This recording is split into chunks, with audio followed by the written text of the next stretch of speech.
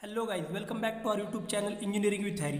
आज अपन देखने वाले हैं कि अगर आपको कोई सवाल देंगे तो उसमें फिजिबल, ऑप्टिमल, डीजनरेट ये सॉल्यूशंस आप लोग कैसे फाइंड करोगे कि कौन सा सॉल्यूशन ऑप्टिमल है, डीजनरेट, वैल्यू ऑफ जेड कैसे फाइंड करोगे।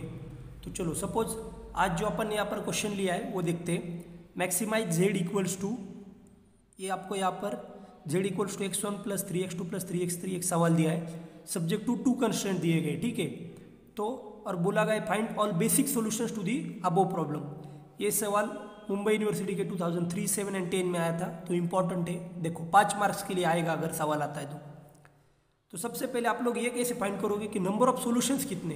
तो नंबर ऑफ सॉल्यूशंस फाइंड करने के लिए ये फॉर्मूला याद रखो, m plus n c belongs to m। तो मुझे बताओ अभी हियर m इक्वल्स टू क्या होता है, नंबर ऑफ कंस्ट्रेंट। तो अपने सवाल में नंबर ऑफ कंस्ट्रेंट कितने, 1 एंड 2। सब्जेक्ट 2 जितना बोला गया होगा, यहाँ पर अगर 3 है, 3 इक्वेशंस होंगे तो आप लोग बोलोगे कि 3 कंस्ट्रेंट्स है। तो नंबर ऑफ कंस्ट्रेंट मतलब सब्जेक्ट 2 में कितना दिया गया है। नेक्स्ट m प्लस n क्या है इस फॉर्मूला में, तो नंबर ऑफ वेरिएबल्स। तो आपने इसमें नंबर ऑफ वेरिएबल्स कौन से दिख रहा है आप लोगों को, x1, x2, x3। Total x variable कितने दिए गए वो देखो, यहाँ पर है x1, x2, x3, मतलब मेरे पास टोटल नंबर ऑफ वेरिएबल्स कितने, 3 नंबर ऑफ वेरिएबल्स।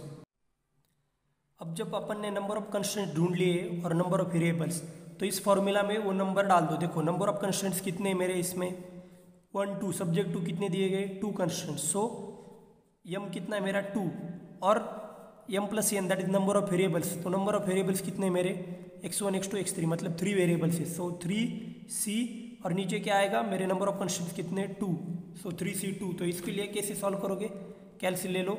अभी कैल्सी में देखो पहले 3, फिर शिफ्ट प्लस क्या दबाओगे आप लोग, ये NPR वाला नहीं, NCR वाला ऑप्शन, मतलब डिवाइडेड वाला ऑप्शन सिलेक्ट करो। तो 3c2 इज इक्वल्स टू कितना मिला मुझे, इज इक्वल्स टू 3। इसका मतलब क्या है कि मुझे टोटल 3 सॉल्यूशंस मिलने वाले।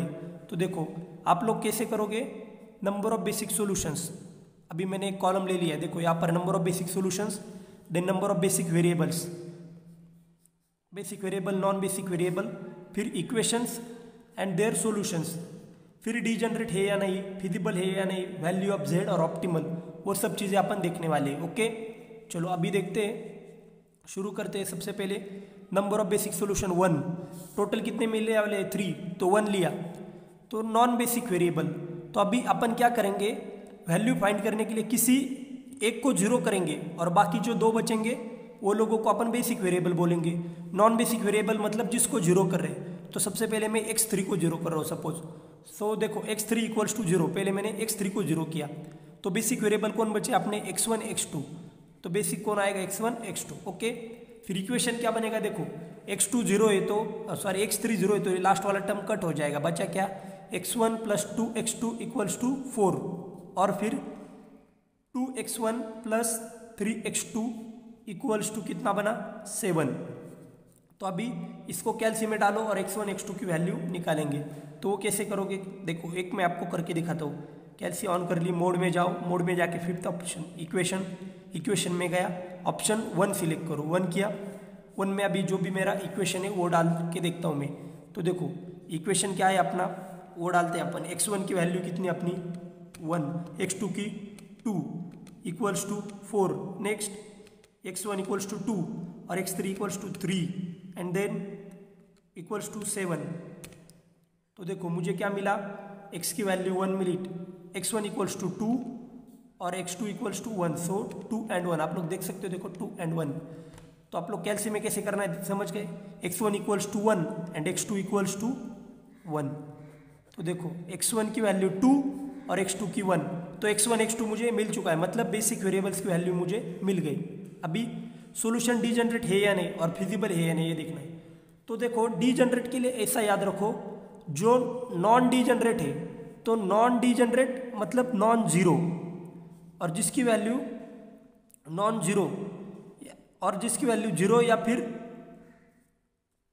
नेगेटिव आ रही है तो उसको आप लोग क्या बोलोगे, डीजनरेट सॉल्यूशन। और नॉन डीजनरेट मतलब नॉन जीरो, पॉजिटिव वैल्यू।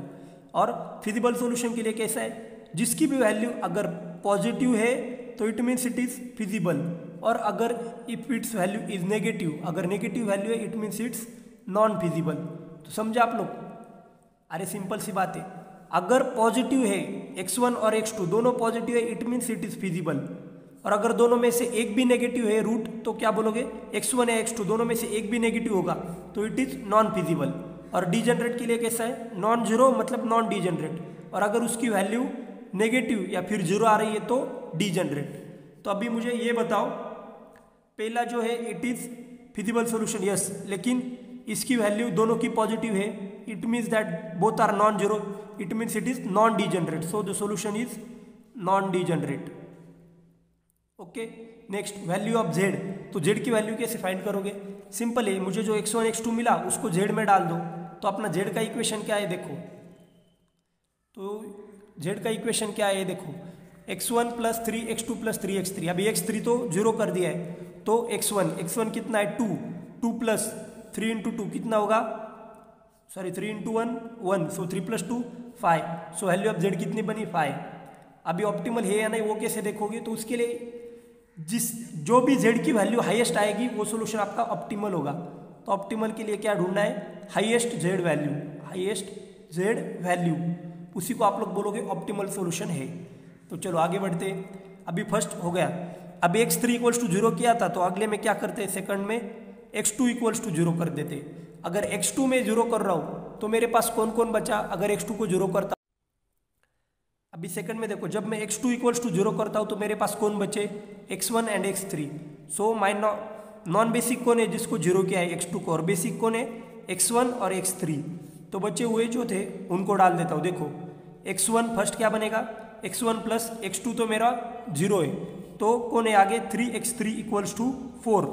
और ये क्या है? 2x1 plus 5x3 equals to 7। अभी अगर इसको आप लोग कैल्सी में डालोगे तो आपको मिलेगा x1 इक्वल्स टू 1 और x3 इक्वल्स टू भी 1। देखना है कैसे, चलो देखते। कैल्सी ऑन किया, मोड में अपन ने इक्वेशन ले लिया, ऑल क्लियर कर देता हूँ। देखो जो भी वैल्यूज है वो अभी डाल दो। तो देखो x1 equals to 1, then x3 equals to 3, total equals to 4, फिर दिस इज 2 के बाद ये है 5 एंड इट इज 7। तो देखो क्या क्या रूट्स मिले? x1 equals to 1 and y equals to 1, it means x3 equals to 1। तो मुझे x1 की मिली 1 1 1, दोनों 1 मिल गए, दोनों पॉजिटिव है।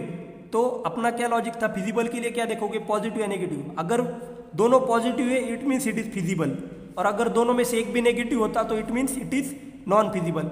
और नॉन डीजनरेट के लिए अगर नॉन जीरो है तो it will B non degenerate. दोनों नॉन जीरो है और दोनों पॉजिटिव है, so it is non degenerate. Okay, next value of z कितनी आएगी देखो। तो वैल्यू ऑफ z के लिए अपना z का इक्वेशन क्या है? x1 और x2 तो जीरो किया है, so x1 equals to 1 plus 3 into 1 1, so 3 plus 1, ये कितना बनेगा value of z? It will be 4। चलो अभी नेक्स्ट देखते। अभी एक और सॉल्यूशन बचा है, क्यों? ये जो फॉर्मूला था इससे आपको कितनी वैल्यू मिली थी? 3, टोटल 3 सॉल्यूशन है। तो थर्ड वाला देखो, अभी कौन बचा है? x1। तो मैं x1 को जीरो करता हूँ पहले, अरे हर एक को जीरो करना है, पहले x3 को किया, फिर x2, अभी x1 को कर रहा हूँ। तो देखो x1 को जब मैं जीरो करूंगा तो कौन कौन आ रहा है मेरे पास? तो बच्चे कौन? x2 and x3। So your basic variable will be x2 and x3। जिसको जीरो किया है वो आपका नॉन बेसिक है, और जिसको नॉन जीरो बचे वो आपके बेसिक वेरिएबल, समझे? सो x2 एंड x3। तो देखो ये क्या बनेगा? 2x2 plus 3x3 equals to 4, और अगला है 3x2 plus 5x3 equals to 7। तो अभी मुझे बताओ इसका x2 और x3 क्या आ रहा है? कैल्सी में ये भी डाल के देखो। तो x1 मिलेगा -1, सॉरी x2 मिलेगा -1 और x3 मिल रहा है 2। तो दोनों में से एक नेगेटिव वैल्यू है, ये क्या है? नेगेटिव है। और अपना फिजिबल के लिए लॉजिक क्या था? अगर दोनों पॉजिटिव है तब भी उसको फिजिबल बोलोगे, लेकिन अभी एक तो नेगेटिव आ गया, so it is not feasible. और डीजनरेट के लिए क्या था? डीजनरेट के लिए लॉजिक ये था कि भाई ये बताओ कि इक्वेशन में नॉन जीरो है और दोनों पॉजिटिव है नेगेटिव। अगर नॉन जीरो, नॉन से करना था, अगर नॉन जीरो है तो नॉन डीजनरेट। लेकिन यहाँ पर दिक्कत ये है कि ये सॉल्यूशन में एक ही नेगेटिव है, तो is the solution degenerate? No, it is non degenerate. ये भी नॉन डीजनरेट, तो total all are non degenerate. अभी वैल्यू ऑफ जेड, तो वैल्यू ऑफ जेड यहाँ पर आएगी क्या, वैल्यू ऑफ जेड ढूंढने की जरूरत ही नहीं, एक वैल्यू तो नेगेटिव है। फिर भी अगर आपको ढूंढना है तो देख लेते हैं। चलो x2 कितना है 1, तो ये कितना बनेगा, इसमें अगर मैं 3 × 1 डालूंगा तो -3, तो ये बनेगा -3, x1 तो 0 है और x3 के लिए 2, सो -3 प्लस यहाँ पर क्या आएगा 3 to the 6, तो इसकी वैल्यू कितनी आएगी, देखो इसकी वैल्यू बनेगी +3। तो अगर 3 भी बनी तो मुझे बताओ इसमें से हाईएस्ट वैल्यू किसकी है, 5। So this is the optimal solution. अभी आप लोग समझे ऑप्टिमल कौन है, ऑप्टिमल वो सॉल्यूशन है जिसकी हाईएस्ट जेड वैल्यू बन रही है। सो नो, इसमें से कोई भी, बाकी कोई ऑप्टिमल सॉल्यूशन है क्या, नहीं। तो लॉजिक ध्यान में रखो, सबसे पहले ये वाला फॉर्मूला लगाओ m + n c⁻m और उसको कैल्सी में डालो, जो भी मिलेगा उतने आपके सॉल्यूशंस बनने वाले हैं। और उसमें m + n क्या है, नंबर ऑफ वेरिएबल्स, जैसे कि कितने x के वैल्यू दिए गए, मतलब x1 x2 x3 कितने, और m क्या है, m if number of constraint, मतलब कितने सब्जेक्ट टू कितने इक्वेशन है, यहाँ पर 2 थे, इसके लिए 2। ओके, ऐसा करोगे, बस सिंपल सी बात है, इतना करो 5 मार्क्स बन जाएंगे आपके। Thank you, please like share and subscribe our videos. कुछ भी डाउट हो तो कमेंट में पूछ लो आप लोग।